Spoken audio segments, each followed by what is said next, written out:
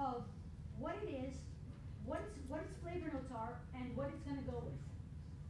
So if you open your refrigerator and you have almonds and parsley, you can search in here for almonds and parsley and figure out what you can make with them and why. This is very fun. A friend of mine, by the way, the woman who designed the Half Bakery, I don't know if you're familiar with that, she's putting this all into online database format, so eventually we'll be able to search it. I don't know if she'll publicize it or not. But I'll pass both of these around. Feel free. This is so much fun. Just to go through. And now let's taste stuff. Okay. So, how many of you have ever been to a chocolate tasting before? Okay, then you already know what I'm going to talk about. I chose chocolate instead of something else like cheese, excuse me, because it's more approachable for most people. But like wines, like cheeses, chocolate is a very complex food. And therefore, it's a good thing to try when you first experiment. So, what I want you to do is I want to open up your bags and take out those 4 little bags. Does everybody have a bag? Yeah. Does anyone need a bag and a score sheet? Okay. So I don't know how readable that is. That's a chocolate tasting wheel. These are how the experts divide. Render back there. This is how the experts divide the chocolate flavor notes. Sweet, chocolatey, aromatic, roasted, earthy, medicinal, fruity, and dairy. You also sometimes get things like citrus. And in that, of course, there are all these other subcategories like caramel or nutty or whatever. And I wish I had one of these for everybody, but I don't. But I'll put it back up on the screen for us later. Oh, what did I do? Hold on. The first thing you're going to do is you're going to take your piece of chocolate. Whoever's computer this is, come back and fix it. You can take a piece of chocolate. It doesn't matter which because the bags are numbered. Just remember for your sake which number it is. And I want you to look at it.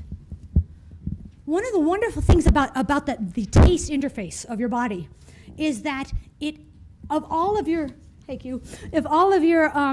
senses, this is the only one that combines. It combines sight, it combines smell, it combines touch, and it combines taste. Okay? So, there we go. So the first thing I want you to do is pull out a piece of chocolate. Just remember what bag it's in, because you're going to have to know what number it is to mark it on your sheet. The contest is, the checklist that you have on your sheet of paper contains what the experts think of a particular chocolate, one of the ones that's in your bag. Okay? Your job is to taste each of the chocolates, and by the way, in each of your bags is crackers, so that you can have a piece of cracker in between chocolate, so that you can clear your palate. Okay?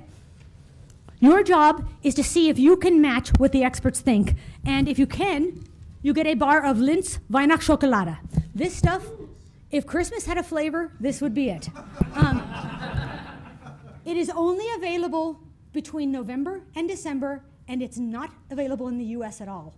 I order this from Germany every year, and it costs me as much to ship it as it does to actually, as the bars themselves cost.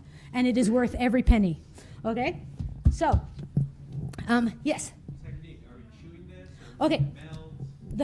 You are going to let it melt on your tongue. Chocolate cannot be tasted unless it melts, which is why the fat content is so important. So smell it, look at it. Is it shiny? Is it variegated in texture? Is it smooth? And then let it melt on your tongue. And then see what you taste. Breathe in. Breathe in through your mouth.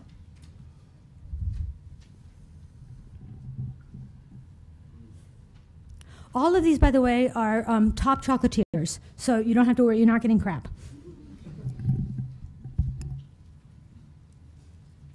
And then take your time we're not in a hurry. We've actually got plenty of time. So when you've finished one, mark down which one you think it matches, and go on to the next one. In the meantime, I'm going to have some chocolate.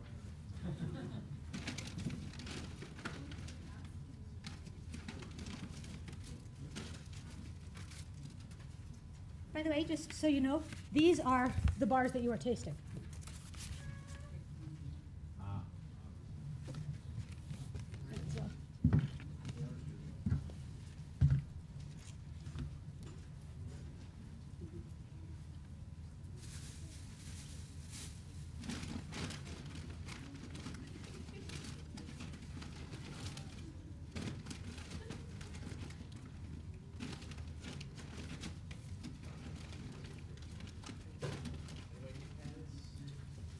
And I have a few extras in case other people win.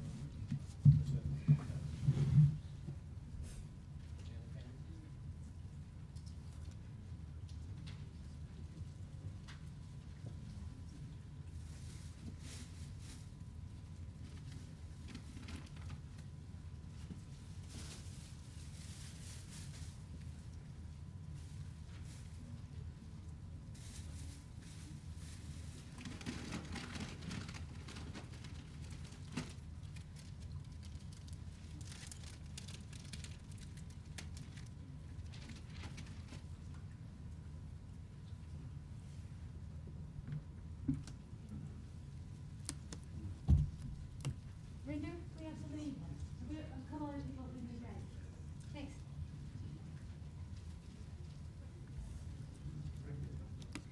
Any opinions? Like, don't like?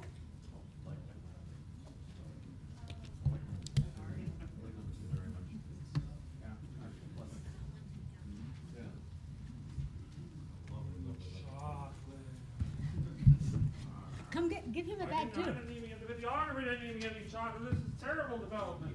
Oh my God. Rinder has the bags, right? We gotta get one for Rinder.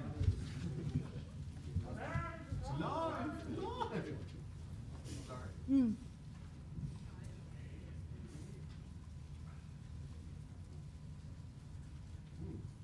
I hope you never go back to Hershey's again. Though I have to admit, That's not chocolate, that's wax. it's got sour milk in it, you guys. And you can taste it. Though I have to admit, I have a fondness for M&Ms.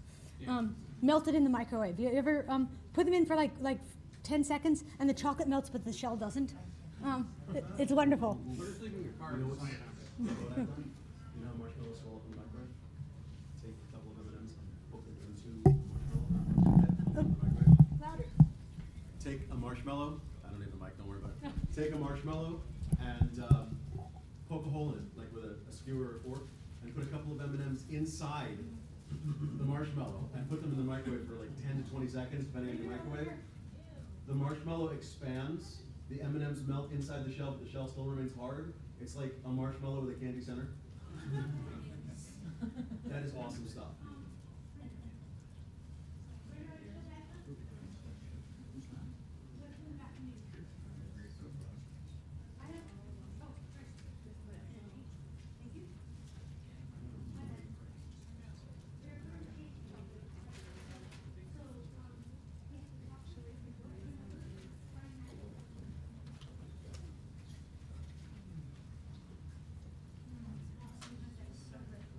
The wonderful thing about eating real food is that you have to eat it slower in order to taste it, and you're going to eat less of it. You need less to be satisfied because your body knows when it's had enough. So the thing about good chocolate is, I'll buy these bars. I get one of my 12 days of Christmas presents is 12 bars from different plantations or different parts of the world, and those bars will last me a couple of months because I only need a piece or two at a time. You don't have to cram so much more in just to get a decent, satisfying experience of it. You really do eat less, and I think that's one reason why. For example, if you're eating in restaurants in Europe, the portions are so much smaller, but you don't go away hungry. Unless they're owned by an American. Yeah, unless you're going to McDonald's in Germany. Okay, How are we doing so far? Almost there. Okay, let me know when. We've got at least a half an hour, so we're not in a hurry. Take your time and enjoy.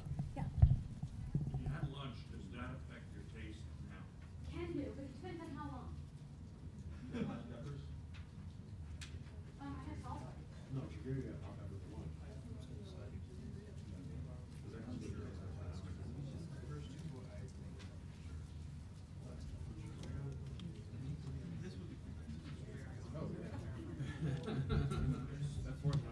Yeah. I think I got it. You got hit by something, huh? No, this was easy.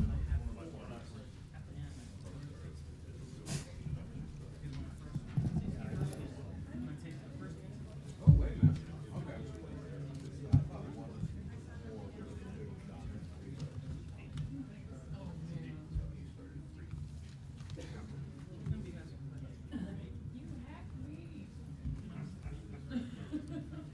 Now what you need to do is, we're talking about beer earlier.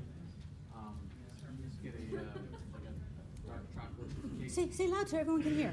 So besides all the wine and the other food pairings, one of the big things that's picking up now is tasting craft beer with various foods and whatnot.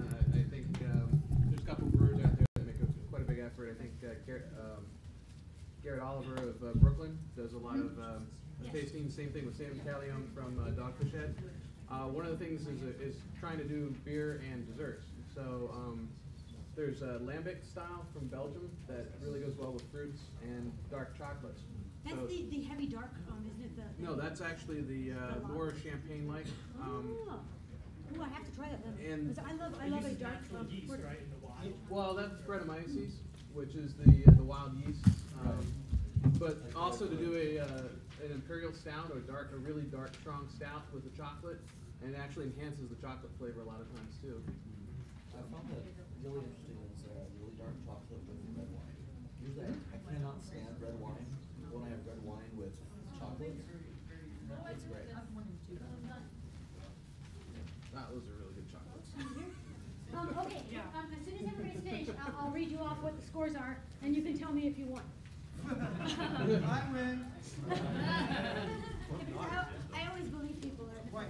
Actually, I really do always believe people.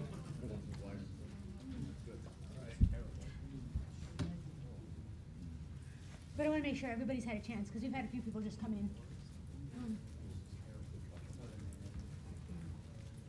But aren't they good? Aren't these ones really worth having? Now, Every time I go to Belgium, I just bring back a bunch of chocolate. I bring an extra suitcase. Which brand do you like from Belgium? Actually, it doesn't matter. I know. Just go to really the supermarket and just get one. But it's amazing what you can find now with certain ones. Zabar's is on 80th Street and Broadway in Manhattan.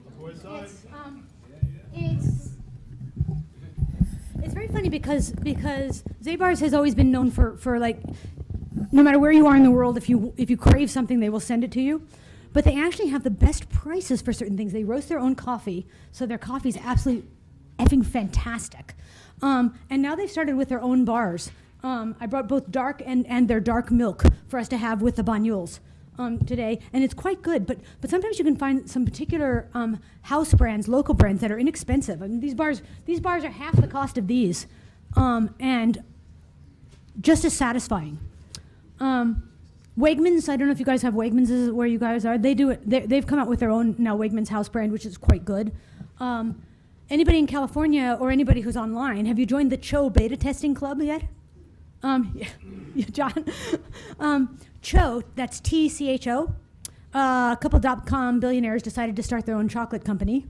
And they've been beta testing chocolate for a while now. And you can you can sign up, and for like $5, they send you a bar of something, and you send them back your comments on it. Is it too citrusy? Is it this, whatever? And they've now got, I think, 4 or 5 different versions of each with their own different flavor notes, but they keep coming up with more.